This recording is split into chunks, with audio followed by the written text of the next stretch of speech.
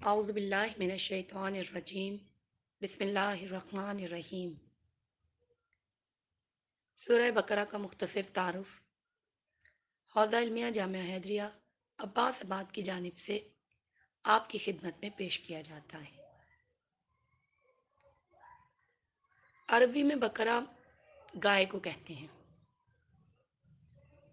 اس سورہ میں آیت نمبر 67 سے لے کے 73 تک قوم بنی اسرائیل کا ایک اہم واقعہ بیان ہوا ہے، جو کہ ایک گائے کے بارے میں ہے۔ چنانچہ اسی مناسبت سے اس سے سورہ بقرہ کہا گیا ہے۔ سورہ بقرہ قرآن مجید کی طویل ترین سورت ہے، جو مدینہ میں اسلامی معاشرے کی ضروریات کے مطابق تھوڑا تھوڑا کر کے مختلف وقفوں سے نازل ہوئی۔ اس سورہ کی کل 286 آیات ہیں۔ قرآن کی پہلی سورت فاتحہ میں مختصر طور پر انسان کا دنیا میں آنے کا مقصد اور زندگی گزارنے کا طریقہ بتانے کے بعد دوسری سورت بقرہ میں اس کی مزید وضاحت کی جا رہی ہے۔ اس سورت میں سب سے پہلے قرآن کو لا ریب کتاب کہا گیا ہے۔ اس کے بعد بتایا گیا ہے کہ انسان 3 قسم کے ہوتے ہیں: متقین، کفار اور منافقین۔ ان 3 گروہوں کے متعلق تفصیلی گفتگو کرنے کے بعد پھر انسانوں کو عبادت کا حکم دیا گیا ہے اور عبادت کرنے کی وجہ بھی بتا دی گئی ہے۔ اگلی آیات میں پھر دوبارہ تاکید کی گئی ہے کہ قرآن میں شک نہ کرو۔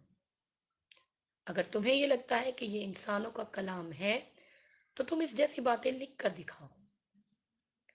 اب جب کہ تم ایسا نہیں کر سکتے ہو تو اس آگ سے ڈرو جس کا ایندھن انسان اور پتھر ہے۔ پھر مومنوں کو جنت کی بشارت دینے کے ساتھ ساتھ اس کی وضاحت بھی کر دی کہ جنت کیسی ہوگی۔ اس کے بعد خدا نے اپنے وجود کو ثابت کیا۔ پھر انسان کی خلقت کا واقعہ بیان کیا گیا ہے۔ پھر قوم بنی اسرائیل سے گفتگو شروع ہو جاتی ہے۔ اس کے بعد مختلف موضوعات ہیں۔ اب ہم تھوڑی سی گفتگو سورہ بقرہ کی فضیلت پر کرتے ہیں۔ رسالت مآب صلی اللہ تعالی علیہ وسلم سے روایت ہے کہ آپ نے فرمایا، جو شخص سورہ بقرہ کی پہلی 4 آیات، آیت الکرسی، اس کے بعد کی 2 آیتیں اور اس سورہ کی آخری 3 آیات پڑھے، اس کی جان و مال ناگہانی آفات و حادثات سے محفوظ رہیں گی۔ شیطان اس کے نزدیک نہیں آئے گا اور وہ قرآن کو نہیں بھولے گا۔ تفسیر نور الثقلین، جلد نمبر 1، صفحہ نمبر 26۔ یہاں یہ بات ذہنوں میں رہے کہ قرآن سورتوں اور آیات کی تلاوت کے لیے جو ثواب اور فضیلتیں ذکر ہوئی ہیں، ان کا ہرگز یہ مطلب نہیں کہ انسان انہیں ورد بنا کر صرف زبان چلاتا رہے، بلکہ قرآن کا پڑھنا، سمجھنے، غور و فکر کرنے اور پھر اس پر عمل کرنے کے لیے ہے۔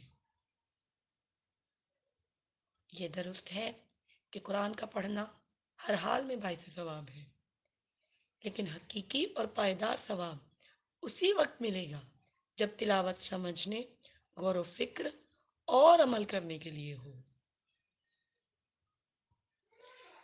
اس کے ساتھ ہی سورہ بقرہ میں موجود اس کے موضوعات کو ہم ڈسکس کرتے چلیں۔ یہ قرآن مجید کا سب سے طویل سورہ ہے، جس میں اسلامی تعلیمات کا بہت بڑا حصہ موجود ہے۔ ہم یہاں مختصر طور پر اہم باتیں بیان کر رہے ہیں، باقی تفصیل انشاءاللہ آیات کی تفسیر میں بیان ہوگی۔ سب سے پہلے توحید، خدا شناسی اور تخلیق کے راز بیان کیے گئے ہیں۔ قیامت اور مرنے کے بعد کی باتیں کی گئی ہیں۔ قیامت کو ثابت کرنے کے لیے موت کے بعد دوبارہ زندہ ہونے کی مثالیں بھی دی گئی ہیں، جیسے حضرت ابراہیم علیہ السلام کا واقعہ، پرندوں کا مرنے کے بعد زندہ ہونا اور حضرت عزیر علیہ السلام کا واقعہ، قرآن کی اہمیت اور اس کا معجزہ ہونے کی باتیں، یہودیوں اور منافقین کے اسلام اور قرآن کے بارے میں اعتراضات اور ان کے جوابات، انبیاء کے تاریخی واقعات، اسلام کے مختلف احکام جن میں نماز، روزہ، حج، جہاد فی سبیل اللہ، قبلہ کی تبدیلی، نکاح، طلاق، تجارت، قرض اور سود کے بارے میں اہم احکام، راہ خدا میں خرچ کرنے، قتل یا زخمی کرنے کے بدلے قصاص اور دیت کی وضاحت، وصیت کے احکام، حرام گوشت، جوا بازی اور شراب کا حرام ہونا وغیرہ اس آیت میں شامل ہیں۔ جزاک اللہ خیران، السلام علیکم ورحمۃ اللہ وبرکاتہ۔